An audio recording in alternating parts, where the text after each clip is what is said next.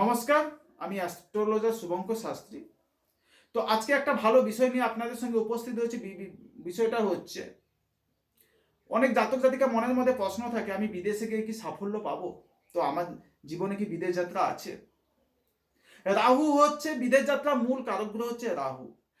দেখুন তো, আপনাদের জন্মছকের মধ্যে যদি লগ্নভাবে রাহু থাকে কিংবা একাদশভাবে রাহু থাকে, আবার বলছি আপনাদের লগ্ন সাপেক্ষে যদি লগ্নভাবে যদি রাহু থেকে থাকে কিংবা একাদশভাবে যদি রাহু থেকে থাকে, তো আপনারা অবশ্যই চোখ বন্ধ করে বিদেশে যান। বিদেশে গেলে কিন্তু আপনাদের জীবনের সাফল্য কিন্তু রয়েছে। আপনারা দেশে কিছু করতে পারবেন না, আপনারা বিদেশে যান, বিদেশ থেকে কিন্তু আপনারা সাফল্য পাবেন পাবেন পাবেন। নমস্কার, ভালো থাকুন, সুস্থ থাকুন।